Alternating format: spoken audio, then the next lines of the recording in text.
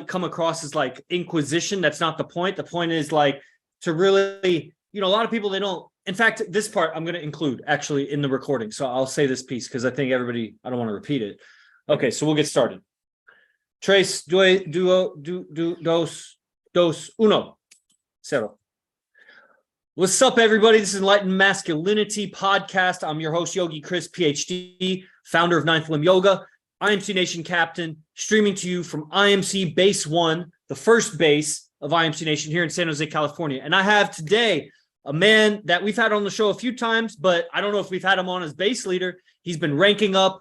He's the IMC Nation base leader of Base 2 San Jose. He's a lawyer in 30 states and counting, Harvard graduate and co-owner of the IMC Martial Arts and Fitness Center that, he teaches at, I teach at, and, we're starting this whole thing. It's an amazing thing. That's like, money-wise, that's the least successful of all our endeavors, but it's like the most rewarding, man. I love that center, sparring and teaching and fighting. And it's like, it's my fight gym. Fuck yeah. So, and also Wil's, because he's part owner. So I have him on the show today, and we're going to be picking his brain. A lot of people, this is what I was about to tell you before the show, before I clicked record, Wil, is that a lot of people don't brag about themselves, and bragging doesn't have to be like all of the achievements or whatever. It's just the little details in your own mindsets and whatever. And sometimes we'll hold back if it's just ourselves, but if someone else is kind of feeding us the questions to expose ourselves like that, then, it works out social dynamically and everything. And, I'd like people to get to know you. Like, you're a big shot. You're a big shot in IMC Nation, and IMC Nation is a big shot in the world. And anyway, so I was about to pitch the TikToks and everything. Everything's blowing up. So probably this recording will blow up. It gets posted on all the platforms. So smash that like, smash that subscribe on Apple and Spotify and all that. Leave a comment. And we just finished sparring, Wil. So I don't know if you, let's hear from a lawyer, a Harvard graduate, check in with us. How would you, if someone's like, it's a common thing. Everybody's like, how are you? How's your day going? That common question. How's a man like you answer that? If I was like, how's your day going, bro? How would I answer that? Yeah, without holding back, like, really like just unleash on it instead of the casual, like, great, man, how's you? Yeah, no, unleashed, like very honest and straightforward. It's fucking amazing. Every day I'm so grateful for this life, man. Like, I don't know how I ended up here or how any of this really ended up happening, but it's all just happening so quickly, and it's all fucking dope. Like, I grew up doing martial arts. I fucking love martial arts. I'm fucking killing it as a lawyer. Like, I'm starting to make more money than I've ever made before. I'm here at Base 2 with some dope ass guys. Like, and then we all go out and we all like get girls and are very savvy, like witty socially. And they're all funny as hell, man. If anything, those are my favorite interactions, is just kind of like being around the guys and we're just like kicking the shit, being funny. The Warrior Center is awesome. Being a lawyer is awesome. I don't know. Is there really anything else? Really, as far as my own development, like I said, like, I'm just very grateful, man. It's like this, like, I just have to thank God. Like, all of this just worked out so perfectly. Like, I would have never imagined that I would be sitting here right now, like in this beautiful home with some dope people. We're about to go out again, and then we're gonna go somewhere else, and then go somewhere else, and then I get to be with the fucking #1 player on earth, and he's like my friend. He's my friend. You're my friend. Like, what the fuck? Like, you guys were just on YouTube at one point to me. You know what I mean? Like, yeah. I saw your Instagram and I was like, oh, he does yoga. That's pretty cool. And then AZD does like pickup and, mindset, which is really all I ever really wanted to learn. And now he's my friend. And I was sparring with him earlier today. Like, how did this happen, bro? Like, how the fuck did any of this happen? But here we are. And I only see it getting higher and higher at an accelerating pace. You know what I mean? Mm-hmm. Like, I'm only going to get more skilled as a lawyer, as a businessman, as a part owner. Like, I got 2 confirmed signups for tomorrow's kids class. Whoops. So like, it's just like, who's teaching kids tomorrow? You? Are you the kids? Yeah, it's me. Okay, perfect. Yeah. So really, as of late, it's been more like the mindset has been business. And I've never had, like, I was child to a single mother. She did not own a business. She was an employee. All I've ever known in my entire life was how to be an employee. And so now, since becoming the part owner, I see myself as a businessman, as a salesman. And that shift in mindset just changes everything I do. It's just like with social dynamics, it's like once once something clicks, like you can't go back. It's like getting out of the matrix, you know. It's like the idea of being an employee to under somebody is just kind of fucking weird to me now. And it's like, no, like I need to be the one making all of this shit happen. And now I'm implementing that, you know, with the guys here at Base 2, with our own you know, residency and our own products like that. So everything's great, man. Everything's really, really, really, really great. Would you explain to the audience what is IMC Base 2? What is this? You live with a bunch of dope guys and that, like, expand on that. People that don't have a reality from 0 to hero, like 0 to 100. What is that? If you explain that to us. Yeah. So I'm basically living with 4 other men who are on the AZD process. So that I would say that's like the baseline. So the AZD process being, we all sleep on the floor. We all do transcendental meditation. We all read stoicism.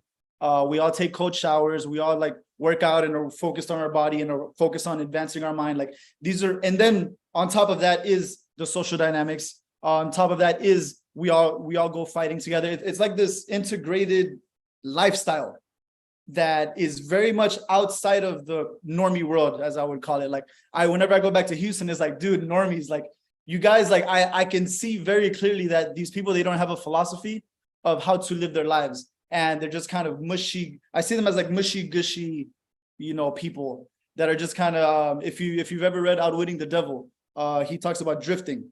And so drifting is when you don't really have a set purpose. You're just kind of being blown around with the wind. And we are not that at all. Like we have a purpose and we're all creating that together. And we're doing it under the banner of IMC, which is, you know, AZD's world, really. Like we're living in this world where we're all monks. We're all warrior monks, shape-shifting warrior monks. And we move through the world like that. And as we're doing that, we're learning all of this stuff: business, social dynamics, health, fitness, philosophy. Really at the baseline is the philosophy for me. Like it's the mindset. It's how do you approach these things? Do you approach the world like as a prey, like, you know, as someone who's hands out asking for something, or are you a warrior out to conquer and out to create and get what you know you deserve in your life? Like that is how I see it. Yeah, and that brings a lot of questions to my own mind, because, you know, one of the things you said is like the way that you live with these guys is out of the matrix. What do you mean by that? The matrix being being, okay, let me get a girl and get married and have kids and like live together and like that whole thing. And then whenever someone gets a girlfriend, then they release from their male social groups, and then they just become secluded with the girl, and then they're not allowed to do shit. It's like that is the matrix. It's like the story that has been fed to you through Hollywood, through the internet, through the news, like how you're supposed to live your life, quote unquote. Like that is what I see as the matrix. And so we've taken the red pill and we've kind of been extracted from that, and that's not how we're living. Like we don't live with women. But, you know, we have women, we fucking go out and get women all the time. But we realize that there's a time and place for that thing, and it's very planned, it's very strategic. Like we know how to interact with each other and with the woman in a very specific way that is not done by the rest of Earth. Like I don't know anyone else that's doing stuff like this. Man, that just brings all kinds of questions. So what are the ways that you interact with women that are completely different than everyone else out there? Yeah, so for the main one is they don't own our fucking balls.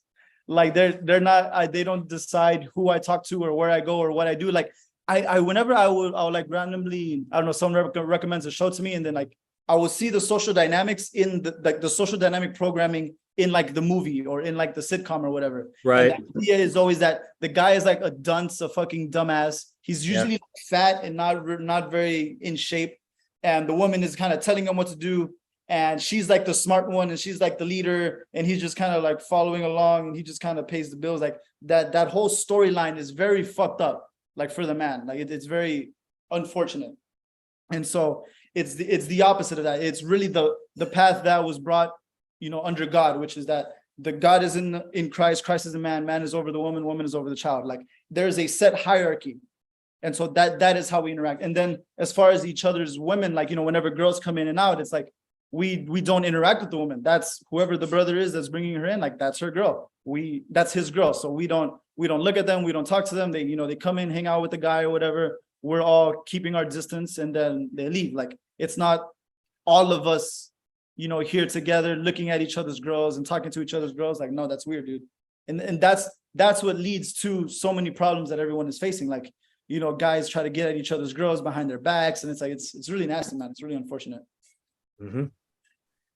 Right on. Yeah, so it really spells it out. You know, it's interesting because a lot of people watch my podcast, and some of them are women, and some of them are in relationships to me, and in some way through time, or at least study me to some degree, we could say. And you know, so it's very interesting for me to hear other people say it. And I know that some of them may hear this, and it's fine. And it doesn't even matter. My guest could put his foot in his mouth, or he could say something off the wall or something I don't agree with, or whatever. It doesn't matter. It should be known that, like, I'm separate from these other guys. But also, you know, it's like when you hear a song played through a guitar, and then you hear it through a piano, and then you hear it through a saxophone, and then you hear it through it's like, you know, it's just nice sometimes. So, Yeah. you know, there was another thing that you said that was like, you know, off the wall, kind of, nobody has a reality on it. I don't even know what people would think when they hear it. And it may have just passed by. They wouldn't even question it. Maybe they've already forgotten it. But it would be basically, how are you a shape-shifting warrior monk? Oh, man. Fuck yeah. What is that? What do you mean a shape-shifting warrior monk? This is my favorite shit. So the for me, the concept was introduced at the beginning of 2020 when AZD started, like, you know, sharing his process with us. And the concept is that, you know, what is a monk? A monk is a spiritual man, one who is under God, and who follows I don't know how to say it, like how he follows God. And, you know, however he decides to choose that practice, whether that be Buddhism, Christianity, etc. Like, but it's a man that's devoted to God and sees that as the highest priority, or the highest calling. And then everything else kind of goes is secondary to that. Like that's the primary focus. And then as far as like shape shifting, fuck, dude, that's really getting into the process. So when AZD first kind of introduced this, the one of the first things you do is you pick an animal, like an animal that kind of calls to you, like a totem animal. Mm-hmm. And, you know, you choose it, and you kind of, in your mind, in your philosophy, kind of take on its ways, so to speak. So for me, it was the wolf. And so what I really liked about the wolf was that it had a wolf pack. And so that was just really cool to me. And so I would just kind of imagine, okay, if I were in the world of the animal, you know, as a wolf, like, how would I be? And I remember this was like early 2020. And AZD asked me, like, what was in my imagination? In my imagination, I was a wolf. I was surrounded by my pack. We were all black. Like, for whatever reason, that's what in my eyes, we were black wolves. And we were all kind of patrolling through the forest together. And I remember I had a sense of like power, a sense of being at ease, because, you know, I'm surrounded by my people. And then kind of a focus, like it's like we're about to go to the hunt. And that whole concept really just changed how I lived and how I felt. Like, if you live with these ideas, it shifts how you move and how you view the world. And then, so that was my first animal. And then after that was the tiger. And then there's a whole process into like being a tiger and how that makes you feel. And then, so the shape shifting is that you can take on it started with the animals, right? Like that's just kind of a concept to get you into the idea of it. Mm-hmm. And so it went from a wolf to a tiger. Then I think I was a bull, then an eagle, and, you know, all of these powerful animals. And what it does underneath is basically let you know that it's the Bruce Lee saying, it's be water, be fluid. You are not confined to whatever little reality you have right now in your mind, right? When you were 6 years old, you had a certain reality. Not when you were 12, you had a different reality. When you were 18, I just turned 29. My reality is completely different than it was 10 years ago. And so I am not bound by anything that I even myself put on myself before. Like I am willing and very happy to shift into whatever mindset that I need for the given moment. And so this applies to everything, man. This applies to your business. Like, okay, if this particular business marketing strategy is not working, you need to be able to shift. You need to be able to, okay, well, now we're going to do this. Now we're going to do something else. Say if you're in your relationships, if some sort of agreement is no longer working because you realize that, I actually don't want this, then you need to be able to shift your mind and to properly communicate it to the woman or whoever you're talking to, your father, your parents, your brother, your sister. Like, you need to be able to move and shapeshift in every aspect of your life. So me, I'm a fucking shapeshifter myself. I go into the world of law. I go to court. I'm speaking to a judge. I'm speaking to other attorneys. That is a whole character. That is a whole package deal that I do. Then I go out in field, and then I'm like talking to my friends, talking to girls, opening sets, getting drinks. That is a whole different character. I mean, I'm still a lawyer, but that is a different way of being that I am being. I'm not talking formally the way I would talk to a judge. And then say I go home and I see my mother and my father, then I am the son. I am the child of my mom. I am the child of my dad. And that is a certain way of being that goes along with that. So I'm constantly shape-shifting depending on what the environment needs. And AZD has been talking about this recently, like, Darwin, evolution, like it is not the strongest or necessarily the fastest that continues down the lineage. It's the one that is best able to adapt. And so whatever situation you're in, you have to be able to adapt.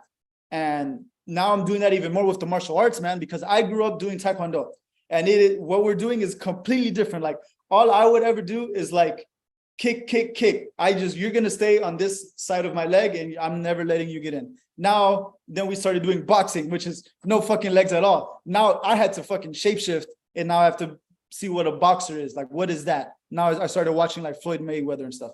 Now we're doing jujitsu, which is being on the ground. Now I'm shape-shifting into that. What is a jujitsu fighter? What is this warrior?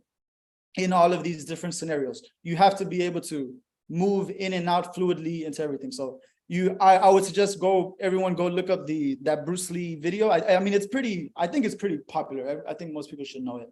But Bruce Lee be water. Like, he explains it very beautifully. So yeah, that's a shapeshifter. Yeah, for sure. But I'm curious, do you think that everyone is shapeshifting? Because everybody puts on a different hat when they go to work, when they're drinking with their buddies, when they're at home. They talk different. Most people have some self-consciousness about cursing around their parents or something like that, or not bringing their personal drama to work. And they is that the same thing that you're talking about, or is there some difference? It's kind of along the same lines. However, I know whenever people do that, it's like they have a sense of withdrawal, or they feel like they're not being authentic, right? It's like I don't, how could I say this? It's like you'll feel fake or whatever, right? Like, if I go out and I talk this way to somebody and talk this way to another person, like, it feels inauthentic. And so people get kind of bound and get kind of restricted by that. And like, they feel like, oh, I have to be real all the time. I have to be like 100% all the time. And it's like, no, you shouldn't be 100% with a fucking 6-year-old. Like, you shouldn't, you should be different. But so that's kind of one part of it. And then the other part I would say is kind of going back into the animals, is like taking on these different characters. So the animals is just an example, but you could take on, say, characters from, movies that you like, say, comics. Like, for me, some big ones were like The Matrix. Like, Neo is like one of my favorite characters. I love the Joker. I loved V for Vendetta. It's kind of like the concept of the werewolf, the concept of the vampire. Like, you can take on these roles, and I'm not out fucking biting people and sucking their blood or whatever, but you can kind of break down the aesthetics and the philosophy of how that could be applied to whatever situation that you're in. For sure. So I definitely see a difference in the intention and the exaggerated, or the effort to pick a really extreme archetype, or a clear archetype. I think a lot of people are somewhere kind of in between archetypes. They're a blend, and they're not really fully committed. It'd be like seeing somebody play a role but not really trying. And that's how people are living their life. They're like playing that role, but they're kind of fed up playing the role, and so they've kind of given up, and they're not trying. And they're actually, a lot of people, like, it's kind of like in school, in public school growing up, it was like the cooler kids seem to care less. So everybody in an attempt to be cool would try to care less. And so people have like grown up as adults and they think it's cool that they don't care about their life and they don't care about how they look and they don't care about their game and they don't care about the future of their business or whatever. And I don't think that's very cool. But what you're saying, and I was in that too. I was in that fog, in that hypnosis, in that, delusion of, cool is not trying or something like that. And I think that's where a lot of spiritual people go down the drain, where they're like trying to be less ego, less this, less that. But they're not doing it in a genuine way. They're doing it in a way that's actually building up their ego around the idea of I'm egoless. Yeah. And, so they become fragile. But I get it. Like they're just trying to be cool, whatever, and not care about life. And it's just that. And so, but then we step in with this shape shifting, and it's like we pick these extreme archetypes, which are not really extreme. Another way to say that might be pure archetypes, or purer archetypes that are less diluted and just more clear and delineated. And we pick those, and like whether it's an animal or a movie character or a historical character or whatever, sci-fi character, then or even just I was just thinking, what would an alien be? Is that a sci-fi? That's not a sci-fi character because it's like science nonfiction, a sci-non-fi character, and we pick those and we calibrate our communication, our beingness, and everything based on these characters. And so people are doing that because they have pictures in their head of how they're being, and they're running the same mechanism when they change hats or change character around different people or in different situations. But we're taking control of that automatic or autonomic mechanism and putting in some philosophy, which I'm about to ask you about, some philosophy, some tech, some wisdom about it. And like, let's be that stoic, or let's be that warrior, and we don't fuck around. We dabble in all these things. I mean, we may not be going to war, like tribal war, like the warriors of past, but they weren't doing law and they weren't disseminating their wisdom, to the masses. Like we have our own battle, a battle of psychology, but we're not losing our roots and we're looking to the future. And, I really like how you talked about, finding, getting used to all of these, shape-shifting into all of these kinds of fighters, made it clear, you got to become, your nervous system's got to become flexible in a way, not your muscles, like you can reach your toes or whatever, but a nervous system, like you can tolerate the hot and the cold. You could tolerate the ground and the boxing and the kicking and eventually weapons and all of these things. And, even tolerate the new guys coming in that pick a fight, or the big guys, or, the more experienced guys or whatever. And you're doing that with your game also, stretching in all these directions, 2 sets, 3 sets, mixed sets, high-end bars, on the street, at the dance floor, at your place of business, all kinds of situations, the CVS pharmacy or something. And then in business, man, big deals, lots of little deals, free value, like all these situations, and then of course, as a lawyer, which is business, it's just amazing. So you're really getting the width and the depth and the breadth and the height of the human experience at a high level.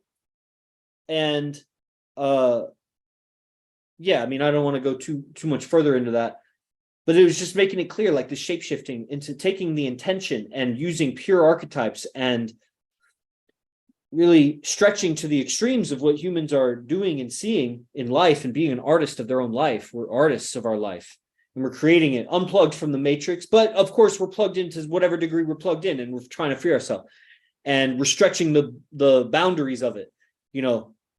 Man, I could go into that. That'll be my next talk. I think on Monday, I'm going to talk about the schedule. I'm going to talk about this thing on Monday. So look forward to that. So last question before we wrap it up. You talked about a philosophy of life. And I think in my experience with dealing with people and new people that aren't really IMC, that they haven't studied this stuff. What does that mean? Philosophy of life. Could you go into some depth with that? Mm-hmm. Yeah. So the baseline philosophy when the Beast process started was that of Stoicism. And so I have my book upstairs of 3 different Stoics. It was Marcus Aurelius, Seneca, and Epictetus. And So also specifically, like, yeah, you want, like, actually, I'm going to get into it. I just wanted to give some background so people could, if they want to look it up, like that would be where these ideas come from.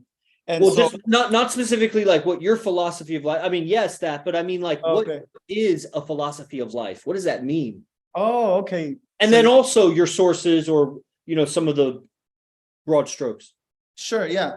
So, like, what is a philosophy of life? Yeah, what does that mean? I think when we say that to people, they don't, you know what I mean? Like, they don't, what is that? They accept it, but it's kind of like they don't, what is that? It's a structure. I would say it's a structure in your mind, or like a structure in your heart of how you approach the world. Like that's really what it would be. So like, say if you had the philosophy of a warrior, it would be that I'm here to fight, and I may die, but it doesn't fucking matter, but I'm here to fucking fight. So that could be a philosophy, right, for the warrior that you could take on.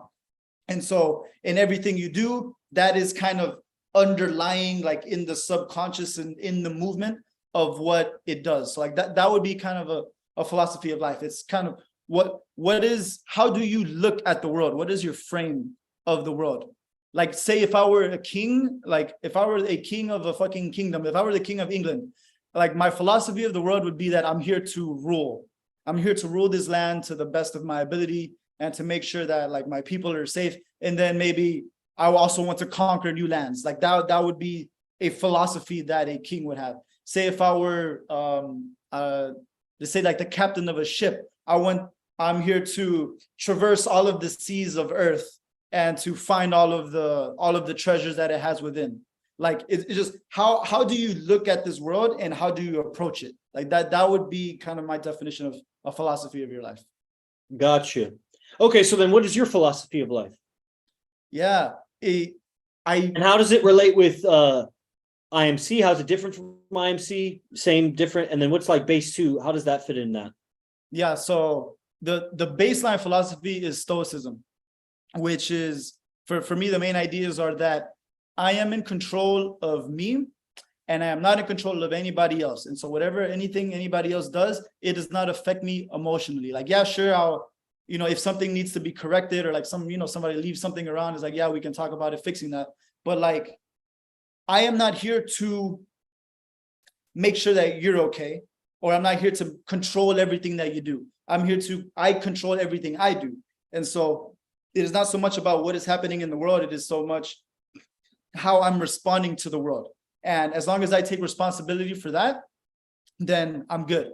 And I actually don't need to worry about anything else.